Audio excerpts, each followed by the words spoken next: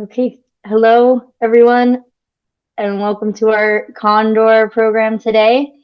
In the 1980s, we witnessed the severe decline of North America's largest and arguably most spectacular vulture, the California condor. By 1987, these birds were considered extinct in the wild, with only 27 surviving in captive populations. The leading cause? Lead poisoning. And while today we have witnessed a remarkable recovery with almost 400 free-flying birds across 3 sites and 200 captive birds, these populations are not yet considered self-sustaining due to the continued threat of lead poisoning. Hey everyone, my name is Holly Garrod. I'm the Bird Naturalist for Explore.org, the world's largest live nature cam network. Joining me today is Joe Burnett, Senior Wildlife Biologist and California Condor Recovery Program Manager with the Ventana Wildlife Society. Joe has coordinated the release of the first 7 condors in California, and his expertise has been instrumental in ensuring the continued success to see these birds soaring the hills of the American West again. Joe is joining me here today to discuss condors, including the fate of a couple birds familiar to the Explore.org viewers, Iniko and Kodama. We'll also be discussing a big theme that continues to play a role in the California condor recovery, lead poisoning. So, hi, Joe. Welcome to the program. Hi, Holly. Hey, thanks for having me. Glad to be here. Thank you so much for joining us.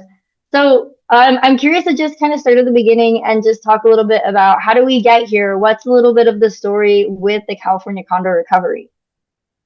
Yeah, so the condors, back in the 80s, we almost lost them. They bottlenecked as a population. There were only 27 birds left in 1987, and all those birds were brought into captivity basically to preserve as much of the genetic diversity as they could. And were paired together strategically to enrich the genetics.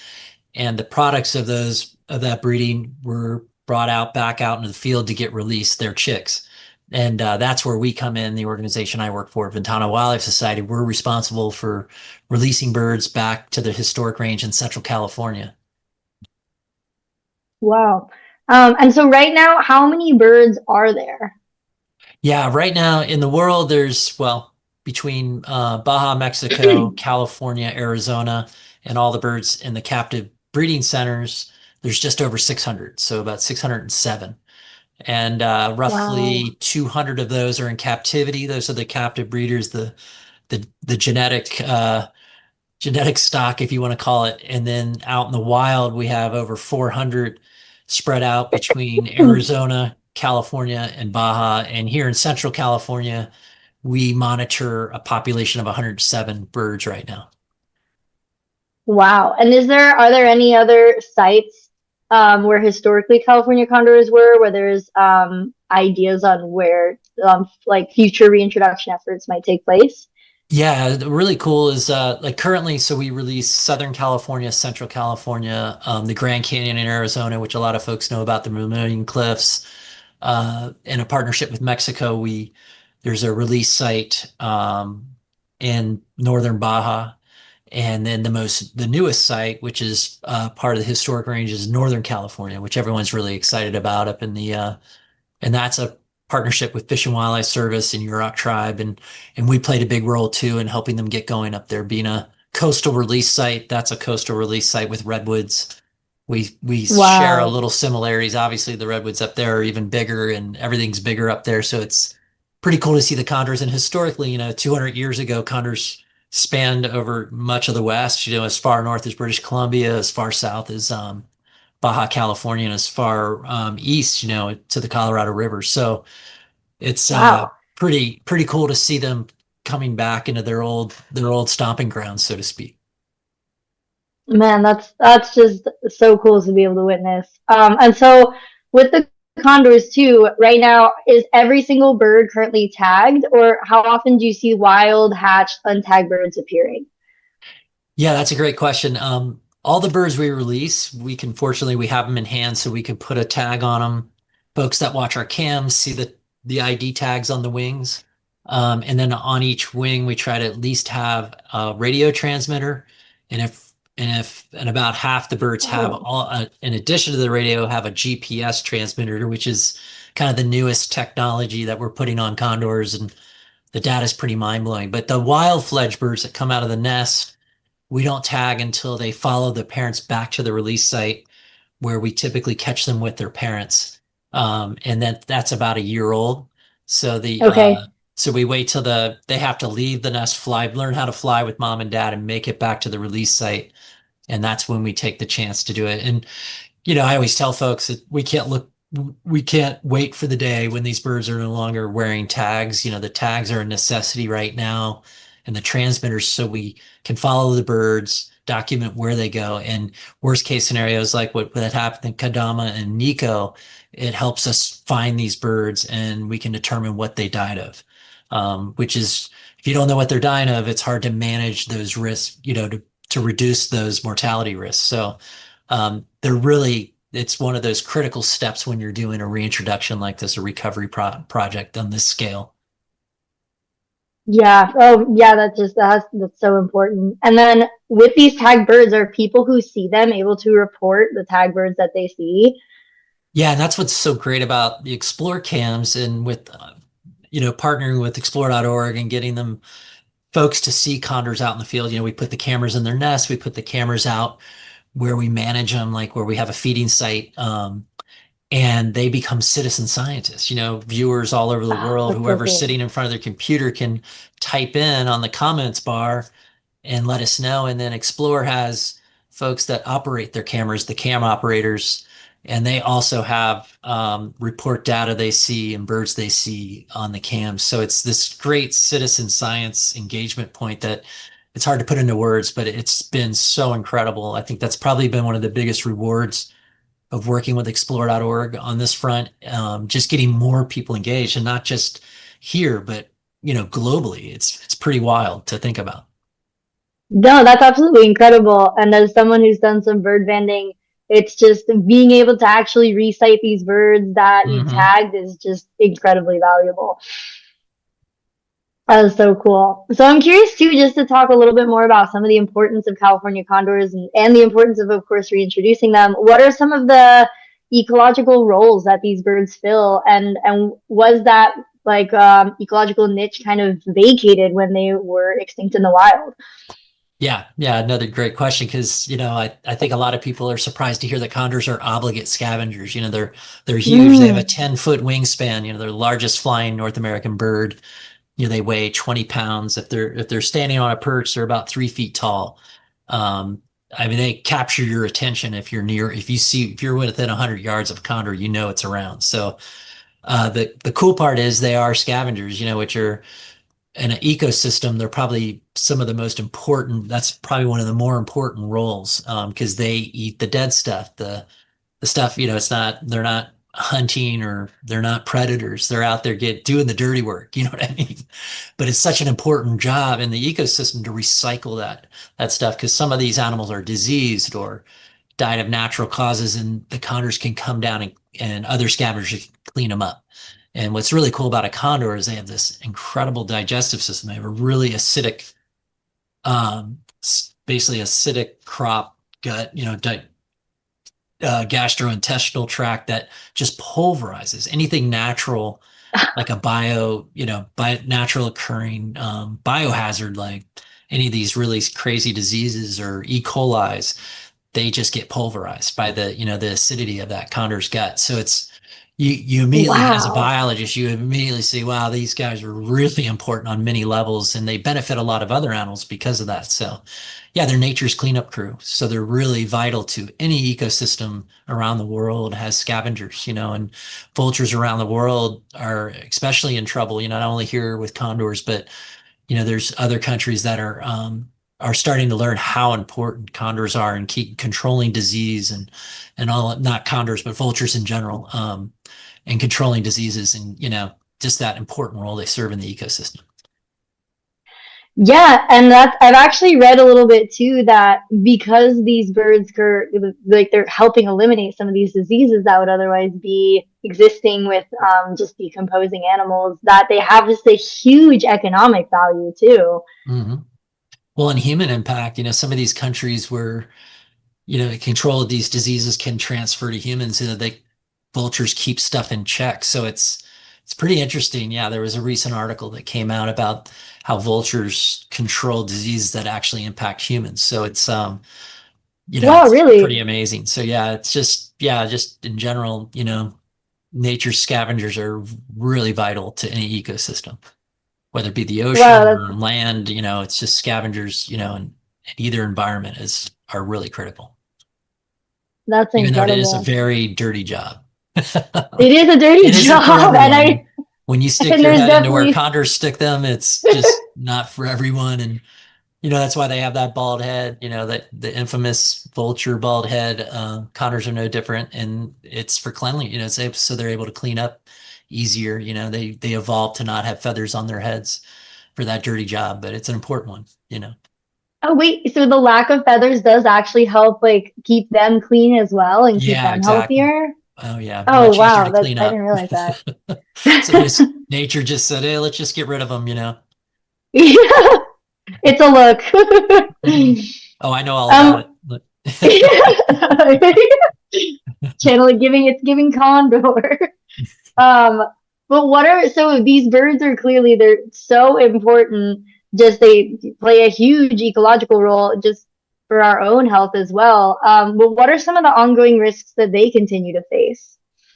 Yeah, I mean, their biggest threats are, they have, they've over the years we've seen different mortality, but the biggest one is by far, accounting for 50% of our deaths is lead poisoning. And so they Oof. become lead poison when they ingest spent lead ammunition that's left behind in a carcass that they naturally would forage on the landscape.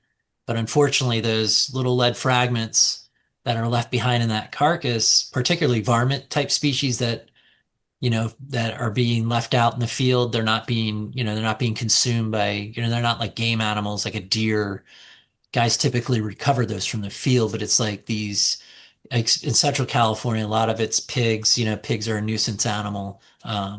Squirrels, a lot of varmints, coyotes, they're just left out. And condors are really efficient at finding dead stuff really quickly, and they can consume that. And if they get one fingernail clipping of a lead fragment that's left behind, or in some cases we've had them ingest the entire bullet, it's lethal. Oh my So God. it's yeah, and if it doesn't make them very sick, it will usually kill them. So it's a really sad way to see to go. There's the physiological impact is devastating to a condor. It freezes up their digestive tract, and it's a Oh, neurotoxin. So it's basically they try to eat, they try to drink, but their body, those involuntary muscles that operate just like humans that push your food down your digestive system, freeze up.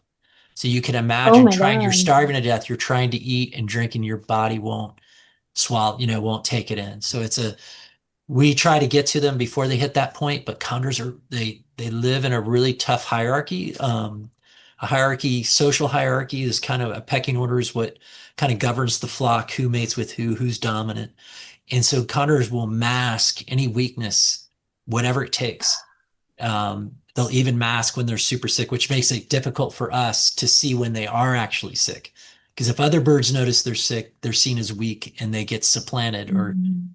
they get pushed down the hierarchy. But they rather when you get high status as a condor, you will do anything not to lose that status. I mean, they will literally die trying to lose that status. So and that's with a lot of Wow. species with hierarchies, that's everything. That's who you breed with, your survival, everything is predicated on your status in the hierarchy. So it's unfortunate because that works against us when we're trying to help them because they're naturally masking it because, naturally they would never have come across this 1,000 years ago. They would never, this is Mhm. a form of poisoning this species never evolved to deal with. I mean, lead is toxic to every living organism, by the way. It's not just condors. It's in humans, they've taken it out of paint, they've taken it out of gasoline for very good reason, because there is zero, the level of lead acceptable in any living organism is zero. So it's like, and Wow. condors are regularly inundated with lead. So it's just really a tough one to deal with as a biologist and watching these birds and getting to know these birds. I mean, some of these birds, that were released back in 1997 are still alive. And to lose one Oh of those wow. birds to lead is is devastating. It's because they're almost part of your extended family. You can't help but root for them. And I've watched them go up the pecking order and go through all these trials and tribulations, and then all it takes is one piece of lead and they're done. So Oh, it's that's hard to awful. put into words, but that's why we're working so hard as an organization, as a program, to help hunters and ranchers switch to using lead-free ammo, and we provide it for free to help hunters switch. We'll actually provide them a free box of. We've been doing that since 2012 in an effort to Oh, help that's make the amazing. switch. And California in 2019 banned the use of lead ammunition for the use of hunting and depredation in California. So California is one of the only states regulating it. And right now it's just still a continued campaign. It doesn't, just because it's been banned doesn't mean everybody's following the ban. So we're still experiencing lead Mm, poisonings from this, unfortunately. But again, it's education. It's talking to the other side. It's coming together on a conservation front, and making a difference. yeah. And yeah, because these condors should be living, into their 50s and 60s. Naturally they live 50, 60 Wow. years, which is They're pretty that long wild. lived. Yeah, they live long, breed slow. They lay one egg every other year. Um, so when you have a long-lived, slow-breeding species like that, they don't even reach breeding age till they're like 6 years old, which is unheard of in the Oh bird my. world. Yeah, And no, it's like that's crazy. whenever I talk about condors, it's almost like I'm talking about mammals, like mountain lions or grizzly bears. They're in that mega, they're that those big megafauna species, and they're so yeah, they're very sensitive to mortality. Naturally they lived long, they had very low mortality. And looking at natural causes, there's this the occasional golden eagle might get a young bird, but they really don't have that many natural predators. So it's Wow. looking at just they're kind of a good, I always call them the canary in the coal mine for conservation, because if you have a habitat where condors can't live, it's a major red flag, because they kind of canopy, I picture that big wingspan kind of overlooking the whole ecosystem. And if you don't have an ecosystem that can support a condor, there's something going on that we as and I think for us humans, it's in our best interest, no matter how you look Yeah. at it. So anyway, that's kind of in a nutshell, kind of, lead poisoning is really our biggest outreach component right now. What we're trying to reduce that impact on the condors. Yeah, and I'm curious to kind of dive a bit more into lead poisoning, just because it's impacted them so much. So what are some of, because I know you were mentioning that they really mask their symptoms, which makes sense. I also didn't know that they had social hierarchies. That's Mhm. fascinating. Well, I'm curious too, real quick, how big of groups are they usually in to have these social hierarchies? Yeah, I mean, in the field, we joke about it. We call them flying primates. There's little Yeah. cliques, they form them from when they're young, and they make bonds and partnerships with other birds, and friendships and whatever you want to call it. And those carry with them all the way through. And then of course when they hit breeding age, Wow. they find another female, and then they break off to their own territory, and they still come back and engage with the flock. But that status of finding a really prized territory, like the one Kodama had, was probably one of our top territories because of from a resource standpoint, it was right near a sea lion rookery on the coast of Big Sur that where there's a gat sea lions on any given day. There'll be 500 sea lions down there. And so when you have that many sea Wow. lions, there's usually one dying every about once a week. You have some mortality event down in that beach area where these sea lions gather, and the condors have dialed it in. So they've got a consistent Wow. food source down there, and then other areas of Big Sur, not as often, but once a year we might have a huge whale wash up, and that'll feed multiple birds for months. It's kind of Wow. crazy. So that connection with the ocean has been really cool to see. But also back to the hierarchy, it's those territories near these ocean resource, these consistent ocean food sources are prized. And Kodama, actually, she Mm, had one of the big ones that we put a nest cam in, and unfortunately we lost her to lead poisoning. Or we don't know. We suspect it is probably lead poisoning. We still haven't received the necropsy, but mm. yeah, anyway, yeah, the social hierarchy is really incredible. Just the amount of play condors do is amazing. Folks that Wow. watch the cams see them just relaxing, and they see these birds forming these bonds, especially with young birds, just like human children. You see them, and there's a lot of play with the younger birds, and then a lot of times some of these birds go on to end up becoming mates. So it's pretty cool when Oh, you that's follow so that whole cool. timeline, if you're that invested with the birds. And that's what I love about the cams. So many people are getting invested in these individual condor lives because they all are individuals. When you have a hierarchy like that, you have unique personalities, and it's just amazing as a biologist to see. I never expected that when I started working with condors. I never knew about this Yeah. depth, and no one did really, this depth and level of behavior, and it just blew my mind. And it keeps me, that's to this day, every time I go out and watch a condor, I learn something new. So I've been doing it a long Oh, time, that's and there's fascinating. just so much more to learn about them. And I tell a lot of young biologists, I'm like, we haven't even scratched the surface with what we know about condors. There's still so much to learn, and all the wildlife, Wow. especially birds in general, they're just pretty, they've lasted a long time for a reason, and we have a lot to learn from them. That's so fascinating. And so because of this and because of their social hierarchy, can just kind of going back to some of the lead poisoning stuff you were mentioning, can you actually find out when birds have been lead poisoning, and is there any hope for trying to rescue them or bring them in and help them get some of that lead out of their system? Like, what does that kind of look like when they're hiding a lot Yeah, of these so symptoms? yeah, it's a great question. If we see a bird that's looking ill and we're able to catch it, unfortunately, when they get really sick, they like to go off by themselves away from the group, and they hide Oh, out okay. somewhere. They'll go find a remote canyon, in the backcountry that would take us days to hike to, and they'll go hide Oh, out there. And they're up high in a redwood tree or up on a cliff, and if they don't get better, then they'll probably die there. So if they start feeling better and get back to us, or before they go to that point, we can catch them and treat them. We work really close with Oakland Zoo, and they have a specialized treatment facility they've set aside just for treating condors. And they have been incredible. And Los Angeles Zoo as well. So again, like when I talk about the Condor program, I speak on behalf of Ventana Wildlife Society, but it takes a village, and these wow. zoos, Oakland Zoo, LA Zoo not only treats birds, but they also have a captive breeding facility. There's so many folks that chip in. It definitely is a team effort. And again, we can't, without Oakland Zoo, I don't know how many of these birds, how many more birds we would have lost that they treated. And, like right now, they have a condor that's been in over a month getting really intensive treatment. Looks like it's going to make it, but it was right on the edge. We thought we were going to lose it. And they're just so dedicated. They don't give up, and they fight for these birds. Wow. And but it's also, we've done that same thing, tried to save a bird for a month and a half, and then it dies. And it's just Oh, that's devastating. It's heartbreaking. just brutal. So they're in it, I can't even say enough about the partners we work with. It's inspiring to be able to work with all these incredible folks. So we kind of feed off each other, and I think that keeps our heads up, keeps us going for the birds. And we just know we just don't want these bird deaths to be for nothing. We want to make sure that we keep the conservation movement going, and their legacies live on through the rest of the flock.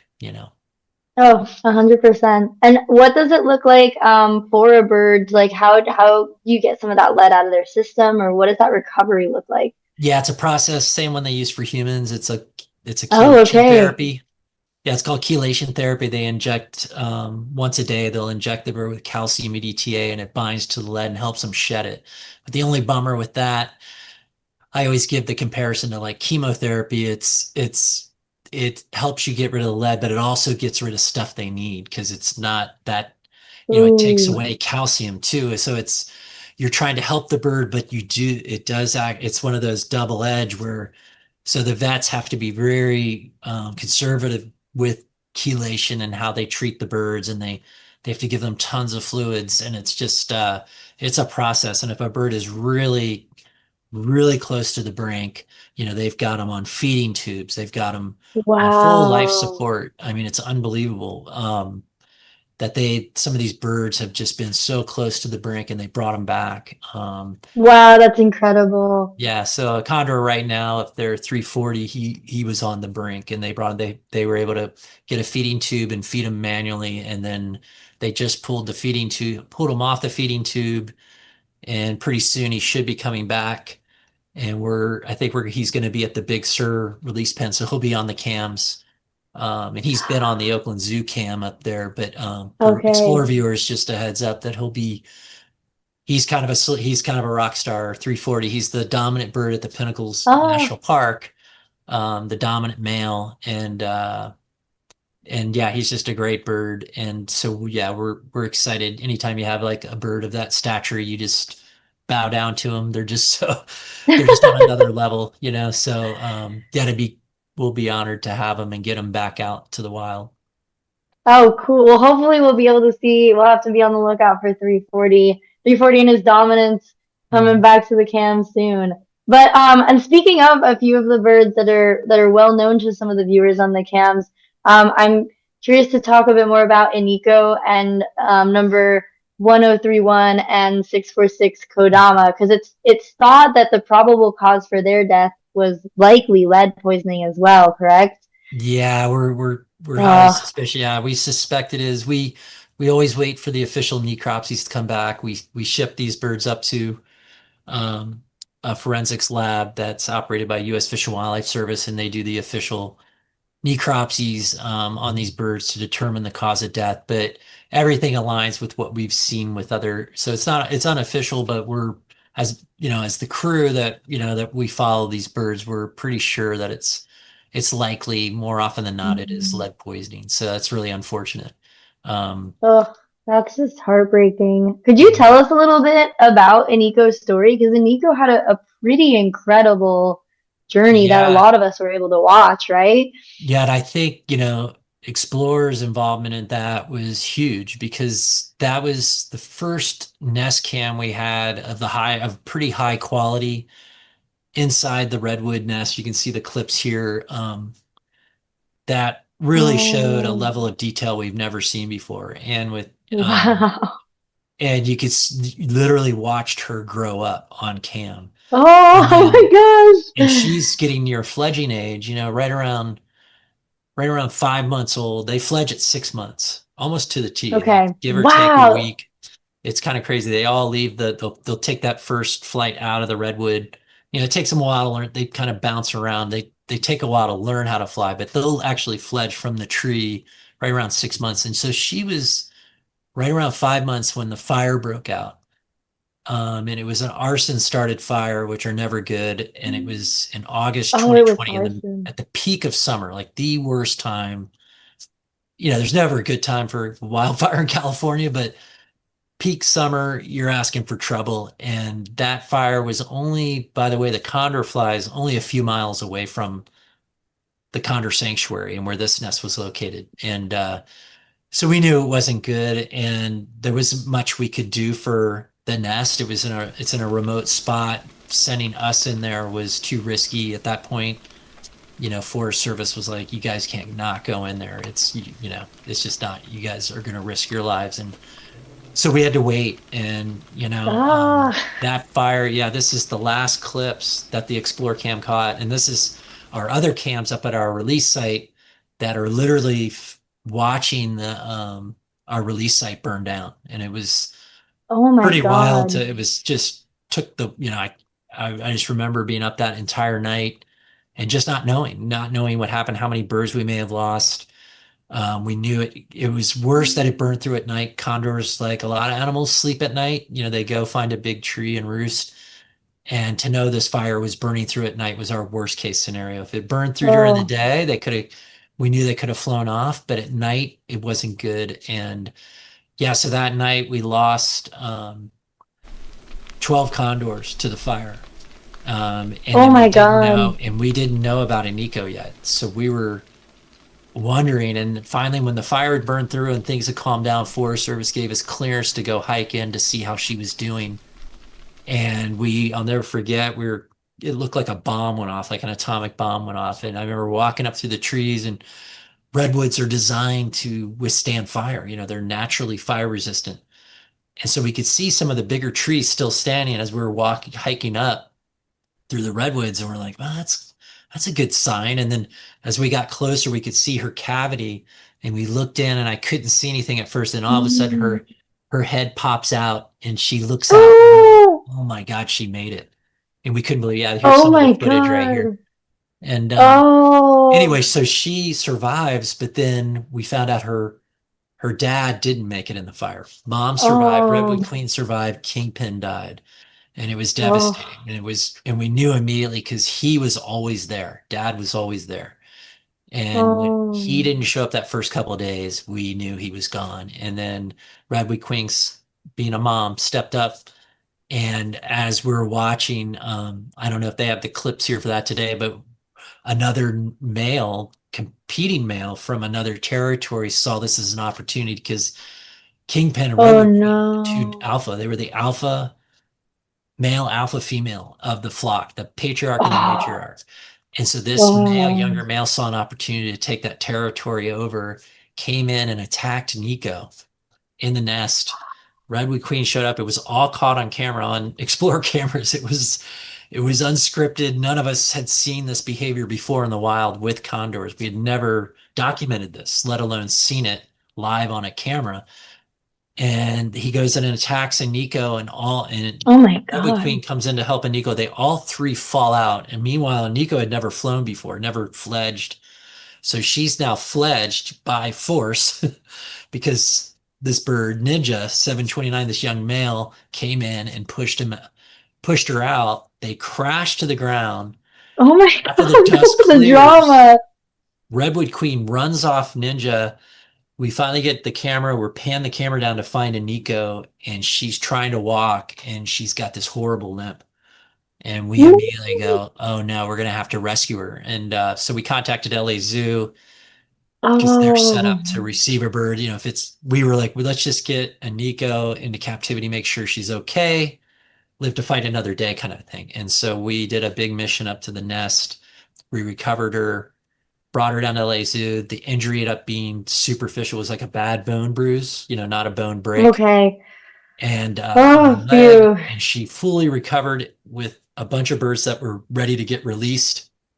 And then she came back up with Oh, them and we released them. There she is getting released at San Simeon, and we have a cam down at our San Simeon pen. And she takes her first flight and she's back out. oh, And so we're all excited going, hey, what's she going to do when she sees mom again? She hasn't seen mom yeah. since we rescued her from the nest. And it was really cool. Like, it was about 6 months later, she finally made it up to the big search site. And there was a day, and all the Explorer viewers were watching, and they were all feeding together, a bunch of birds. And then finally, a Nico and 190 kind of bump up to each other, next to each other on the carcass. And we're all, yeah, you can see there's like a feeding frenzy. And we're like, I wonder if they actually remember each other. And it was funny. It was not what we thought. They just kind of went, oh, hey, what's up? And that was it. It's like, but it was just really cool to see a Nico back out there. So everyone's been Oh, following her, and this was during COVID. It was a really uplifting story for everyone, not only for our crew here, but for, I think, everybody that watched it unfold. It was just a real positive in a really kind of a weird time. No, COVID was yeah. just funky. And so I think that story resonated with a lot of people, and her survival. I think it probably kept a lot of people's, from getting too depressed and just staying upbeat. Like she gave a lot of people inspiration, and I know she did for me. And then so everyone followed her, and she would show up on the camp periodically over the years, and then she hit breeding age last year, and we're all excited, and she's paired up with a bird 840 Tyrion, and he's a dominant male, really awesome bird. Oh, And they started nesting this year. And we were so excited. They found a cliff nest still close to Big Sur, but really beautiful spot. One of the most oh remote my spots you can go God. to in our area, to this area, incredible rock formations. They found a nest, and then she got taken out by lead. And so, yeah, Oh, the nest failed. The male started showing up by himself. We were looking at our data. She had a GPS tag, and we're looking at her data, trying to find her. And the last signal, our last radio signal was a mortality signal, which is always bad. And yeah, and then actually in the next couple of days, we're going to go out and try Oh. to recover, find her, actually locate her. We know she's dead. We're just trying to recover her to hopefully find evidence of what she died from. But um, basically, the pattern she had right before she disappeared was she was looking very sick. Explore viewers, Mm. biologists were all noticing she was doing just behaving oddly and very lethargic, and that's usually a sign they're getting hit with lead poisoning. So that's why we suspect lead. Oh. And yeah, and that's typically how it goes. So yeah, she had a great run, and she obviously had such a huge impact on all of us, and her mark will be left on the flock forever. Just her whole legacy. So Oh. yeah, it's a heartbreaker, but it's also you know Oh man, that's it's a yeah. tough one. I it Wow. still stings. Yeah, and it's a bigger story. There are a lot of other great birds that have gone the way of lead poisoning, and it's just needless. It's just a simple switch, you know, um, to a lead-free ammunition, and it's that simple. So that's why we're putting so much effort on that. Obviously we're putting our effort in the birds, but we also have to make sure we can try to prevent additional great birds like a Iniko from following this path. So, it's at the No, that's the importance of getting lead out of hunting just can't be understated because losing an eco just feels like, I mean, you follow her story, it really does just feel like you're losing a friend. That's oh, just it's yeah, everyone did. I mean, all the Explore viewers, everyone that was invested in her, I mean, how could you not when she was a fluffy little chick right out of the egg, and again, yeah. Explorer allowed that to Oh happen. They brought us in, they were allowed me to place one of their cameras in one of our nests. And I can't you can't put a value on that. I think what Iniko did for condor conservation and wildlife in general and people understanding more, it was a sacrifice, but it was at yeah. least I feel like she gave so much, so I think back to her legacy, she really made the ultimate sacrifice. I mean, it's brutal. No, she really did. And I'm like all we can hope is that her legacy continues with continuing to make a difference for these condors. I know. And there is another pretty well known condor number, let me see, 646, right? Kodama. Oh yeah, And and what was a little yeah, bit of her story? yeah, similar with her and Iniko have similar threads. They had the same parents. They had the Oh, they two. do. So They're so sisters. 646 is yeah, older than Iniko, and she was Kingpin and Redwood Queen in 2012. They nested and produced 646. We didn't have it was before we had cams, but same nest tree, same nest, and Wow. we noticed at around 2 months old, we noticed that she had a something going on with her wing, and we didn't know how she injured Oh it. Sometimes when no. they practice flight, when their bones are when they're young and soft like that, they can injure them. And so again, we on this erred on the side of caution. We went and rescued Kodama, brought her to LA Zoo. It was a minor wing injury that healed on its own, and she had full function of her wing. And then we released her in 2014 with the release group that Wow. year, almost identical to how we did Aniko. And then she just flourished. Oh And then she started nesting in the wild in 2019. And she was paired with a bird that a lot of Explore viewers were familiar with, 204 Amigo. And oh 204 and Amigo and Kodama, if you come to Big Sur and come to see condors, they're the two most likely condors you're going to see. If you ask people, no majority of people, way. if they've come to Big Sur on the coast and spotted a bird, more often than not, it's either Amigo or Kodama. So they were pretty famous on that front in terms of a lot of people, that was their first bird they'd ever seen, like that was their, Oh what do you call it? Yeah, their first condor. And so I would say yeah. Kodama was a lot of folks. So that's always a bird you bond. That first condor you see, and if you know who it is, you'll never forget. And so I think that's where she had a big following. And of course she was really successful nesting. She raised three chicks in the wild over the course of from 2019 to 2023. Wow. Those birds are still out there. 1003 Katie's bird, 1089 little great one, and then 1204 Jade. And they're on the cam all the time, honestly, those three birds. And so her legacy, she at least is lived on through her offspring, um, even though we lost her. But she was just the perfect bird. I mean, she did everything Oh, right. She did everything right as a condor and just was such a great example to the other birds. I mean, she was literally just, I mean, I couldn't describe a more perfect bird, just everything about her. I mean, so again, back to when you lose a bird like that, it's just crushing. It's just brutal because you dang. want them to live that full life they're supposed to live, and she unfortunately, wasn't even, she was in Condor years still young. I mean, she was only, she was less than 15 years old and she's supposed to be living 50. So, Oh those no, birds that's so just get young. taken out when they're hitting their prime. They're just Ooh, starting to break the surface and then lead takes them out. So it's just, yeah, that part of it, again, back to the theme here, is just why we have put, you know, getting lead-free ammunition out there as a priority with our organization, because it's got to be hand in hand. We got to tackle both.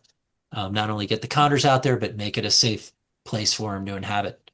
And so that's kind of our big goal. But yeah, it's always wow. And that it, that's her story. But yeah, I always tell folks you can still see her offspring when you're on the cam. So you see a part of her, oh, yeah. And I mean, what an incredible ambassador bird too, to just introduce so many people to condors and have, yeah, I mean, I feel like those charismatic birds just really make such a lasting impression with people. Yeah, and just like the impact of lead, just her case is a class example. Her first mate, 204, died of lead. Um, and then she repaired Oh, with oh, she Vincent, did. 892. He died of Okay. lead. And Um, that was this year. We had the cam on the nest. We put the Explore cam in the nest. This year we were all excited, oh, 646 and 892. We were sad she lost 204 in 2024, but in 2025 she had already repaired with Vincent, who was a wild fledged bird, and it was really cool. It's always cool to see two wild born birds nest together. And no, that's like the dream. he was wild born out of a redwood a little further down the coast with another pair. And it was cool. It was like, oh, this is perfect. And it Oh, was perfect for her. She was, I put her on a high pedestal, but, and he was worthy. And he was so, worthy. Redwood babies, yeah, and yeah. unfortunately he got taken out by lead this year, right before they started nesting. And then another male, very dominant male, 652, came into the picture, and they looked like they were possibly going to nest um, this year because 892 had died just before the nest season kicked off, and then 652 came in, but then 646 started acting sick. And we're like, Oh when is she no. nesting? And everything was there to show us we're nesting. And usually they won't do that if they're feeling sick. And if you're sick from lead, that's typically gonna you're not gonna have the energy to produce an egg and go through all that effort to raise a chick. It's just not in the cards. And so yeah, No, we knew they something was can't. going on, and then unfortunately we lost her. And yeah, we she died Oh, before we could get to her. And now we're now to the next chapter, 652. It looks like is bringing his old mate 550, who's another great female. It looks like they're taking over that territory. So, oh. Do it you look think they could nest? oh, 100%. They have before. They're a proven pair. Oh, This is just such a prized territory, like I was saying. Now it's unoccupied, and it's just a matter of time before another pair is going to move in there. It's and for condor conservation, it's a good thing. I'm so glad these birds are so resilient. It's amazing. They get knocked down, they get back up, they keep nesting, they keep doing everything right. Like this pair moving in is just shows you that fight they have, that resilience. So wow, you cannot that's help but root for them. incredible. And we follow the individuals and all that, but I always look at it as this population as a whole, and what drives them, and that's what drives them. And to see these birds stepping up when other ones take the fall, the others step up, and Um, we can just hope the best for this pair. And I'm excited for this next nest season. That these two will be on cam and surprise us with a chick. That'd be the ultimate. So it's pretty exciting to oh, wait and see what happens. But you know, the birds always get through it. They always get through these yeah. hurdles, and they're just tough as nails. They're the toughest animal I've ever worked with or ever witnessed. No, Just the resilience unbelievable. is just incredible. And do you think when might we be able to see a little Yeah, nesting not too far activity out. I going mean, we're on? nest season starts in December and they start laying eggs in January, February. There's a big window when they can lay eggs Okay. from January as late as April. Wow. Oh, So so they're kind of wow, like winter for North America yeah, and it's nesters. a long incubation. They incubate the egg for 2 months and then the chick's in the nest for 6 months. It's like an Wow. 8 month cycle. It doesn't include What? courtship. And when you factor in courtship, that's why they only nest every other year because they put so much time into that one chick. They put 2 months into incubation, 6 months into raising it in the nest, and then the chick follows them around for a Wow. year, learning how to fly, how to eat. They introduce it to the other birds, Wow. because they need that the parents to basically greet them to these other really scary adult dominant birds. So they literally Yeah. usher them into the flock, and that takes about a year. So they skip a year nesting just to make sure their chick is ready to, you know, blend in with the flock and take off. That's incredible. And I want to, so we're coming up close to the end of our time here. So I want to touch on a few audience questions too, which Yeah. are actually going back to some of what you've been talking about with lead. And so GenLat38 asks, are there programs to remove lead from ammunition? Yeah, we have a program. It's not to remove, it's basically to provide lead-free ammo. Um, Most of the states, around the country, it's still legal to use lead ammunition. So we're a minority. California is just kind of on an island. But within California, thankfully, a lot of the gun manufacturers are making lead-free ammo. And a lot of Awesome. lead-free ammo was made for ballistics purposes. It wasn't really, to be like a green bullet. They were made because they're better bullets. So it's like that's kind of Mm, been a good thing for us because we can say, hey, these are really actually really good bullets to use. They are slightly more expensive.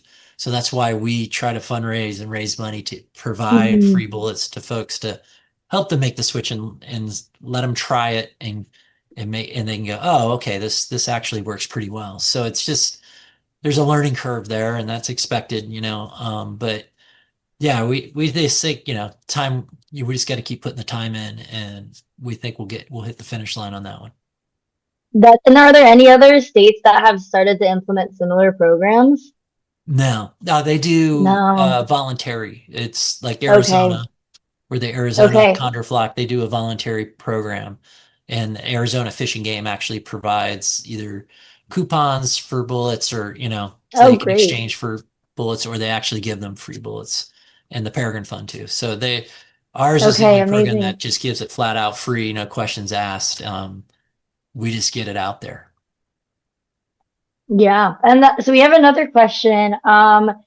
Sapwild2574 asks, since Kodama was a coastal bird, shouldn't she have been less exposed to lead? I don't understand how she and her mates were so exposed to lead when they were primarily feeding on coastal carcasses. So Yeah, yeah, what are your thoughts on this? and that's a great point. And you're right, but a condor again can fly excuse me, any condor any given day can fly 150 to 250 miles if they want. And if the food dries up on the coast, guess where they go? They go Mm, inland. They go inland. They follow the mountain ranges. They can cruise over to Pinnacles in about an hour and go south of Pinnacles, which is an area that's really a hot spot for lead exposure. These big, wide open mm, ranches, and that's all it takes, one trip. And we've had birds that have wow. spent 99% of their time on the coast and one trip inland will kill them. So Ah, it's that's just, it. yeah. I mean, we've done studies looking at our data and birds that stay on the coast have longer survival, have better survival. They live longer. it's clear. And so anytime you go inland, your risk of lead goes way up. But all it takes Oh is one man. trip. It doesn't, you know, Wow. it's unfortunate. That's why we got to really push on the non-lead outreach, getting the lead-free bullets out there. And I mean, well, that would also probably, I imagine, have effects for other wildlife as well, right? Shooting with Yes. lead bullets, because it's not just the condors. I mean, like even if Bald eagles people are eating scavenge. meat, and bald eagles and other scavengers as Yeah, we well, right? see It has to golden just, eagles. Folks that watch our cams, they've seen bald eagles, they've seen golden eagles, all these other raptors that scavenge, our national bird.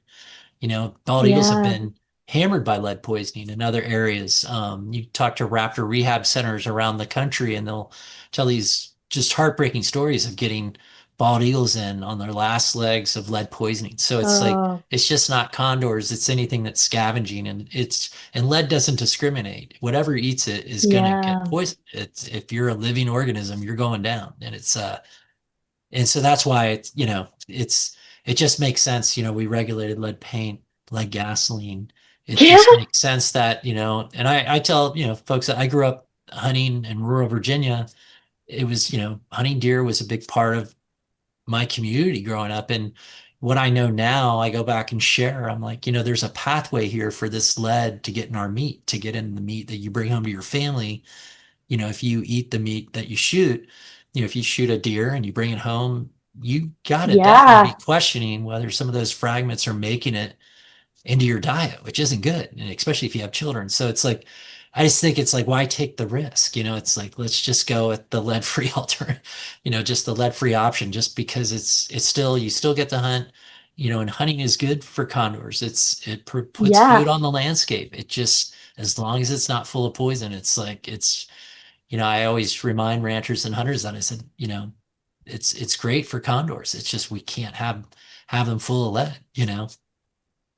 Yeah. And so I'm curious, what are the alternative lead ammo? What is the alternative ammo made out of? They're different types of alloys, so they're basically copper based, but they add tin and bismuth, these other metals that are similar to lead in terms of how they perform Okay. ballistically. So the different companies have different proprietary blends, the alloys they mix together, but the whole idea is to make them ballistically equal to or better than lead. So that's their goal. So if you're a That's hunter, it's like those bullets are, definitely have all the ballistic same check, hit all the check marks that lead bullets do. So it's just, again, it's just when you, for a hunter switching to lead free, we always remind him, you got to sight your gun in for this. This is a different type of bullet. It's lighter. It's just like if you switch between lead bullet company or different types, you got to resight your gun in. So that's part of the educational process. And it's great because once you're able to have that face-to-face time, they all want to help. They appreciate wildlife. They appreciate condors just as much as anybody else, and it's not oh an yeah. us versus them thing. I've always, some of the greatest conservationists I've ever met were hunters when I was growing up that were very all about balancing the ecosystem. They taught me a lot about the ecosystem. And so it's I think it's having that conversation, and it's amazing when you're able to talk to somebody and explain what's going on. It makes a lot of sense. They're like, that makes a lot of sense, and we get it, and we want to help. And so yeah, once that's a big part of it, that educational and outreach aspect of it, and just sharing people what we've learned about condors and this Yeah. dangerous this dangerous pattern we're seeing, and they get it. Yeah. And I have one more audience question for you real quick. From MG Leopard Spots. Are condors also being affected by HPAI? Because I mean, with the lead poisoning, they already have so much to Yes. overcome that. Yeah, so that's the Are we latest also disease seeing? threat. It's been all over the news. Everyone heard about it, and unfortunately, the flock in Arizona got hit hard by Oh, HPI. That's the avian influenza that's going around, and they lost 21 birds within a couple weeks. oh, oh And my fortunately, God. not all the birds that were impacted died, so they did show some resistance, and now they carry those antibodies for the rest of the flock. Oh, And we've that's great prepared in news. Central California, and other flocks have prepared we were given special authorization to vaccinate some birds Oh, for incredible. avian fluids. it's very restricted use, but they gave us special use because condors are so endangered, and we were able to vaccinate 90% of the flock.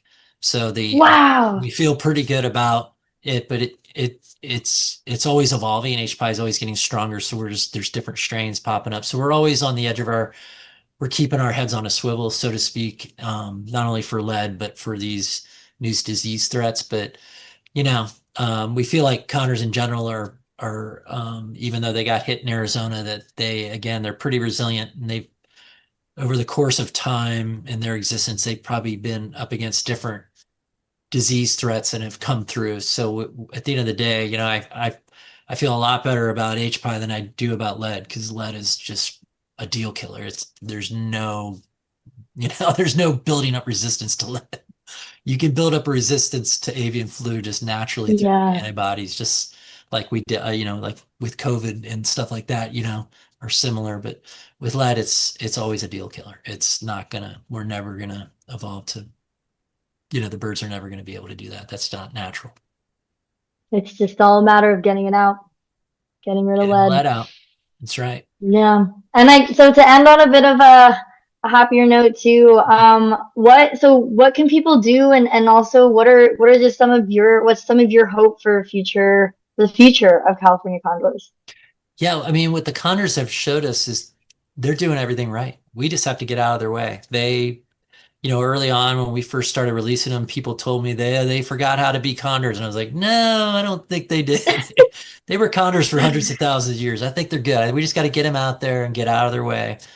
And again, clearing the path for them, these mortality threats, and in particular lead, and letting them flourish. And I can't wait. I said it towards the beginning. I can't wait to the day that I see condors flying around without tags, and not knowing who Oh, they're looking at.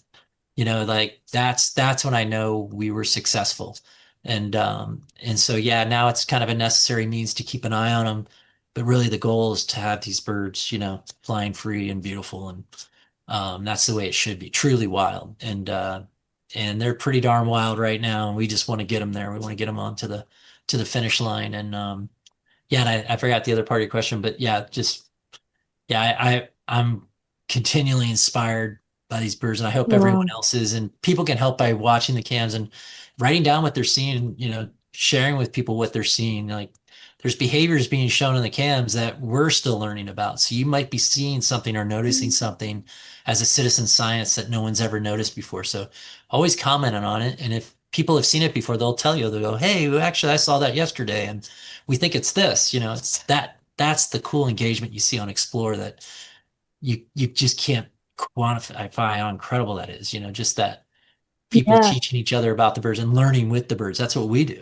So they're true citizen science. And yeah, that, and when they're out there, just respect nature. And if you see garbage, pick it up. It's like, if you're out in these Yeah. areas, that's one of the simplest things you can do. You go to a beautiful spot, whether it's for condors or anything, just because that trash ends up back in the ecosystem. And, you guys have seen the nightmare photos of animals with stuff stuck on their head, and that happens to condors too. They get entangled in something. We've Oof. had to catch condors that have got, cans stuck on their beaks. It's like, just, Oh, it's little stuff like that. You don't have to think really big. Just, keep areas wild, keep these areas that we have protected and wild and pristine. That's really the solution for that's all a lot of these animals want. That's all they need. yeah. And I think that's a beautiful note to end on, that we all contribute by just watching the cams, better understanding these birds, and that we can all make a difference by just picking up some trash and Mhm. making this planet a better place for us and a better Yeah, place for for our California children. condors Yeah, for our and next our generation. children. Well, Joe, thank you so much for joining me today, and thank you so much for sharing your expertise and the stories of these incredible birds. And I think it just cannot be stated enough, the importance of not using lead ammo, of switching over, of spreading the awareness of the dangers of lead ammunition, and hopefully we can just the sacrifice of these birds won't be in vain, and their sacrifice will save future California condors from a similar fate. Well, thank you for having me, Holly, and thank you to explore.org. Can't say enough. Super incredible partnership we've had with them, and all their viewers. It's a beautiful thing.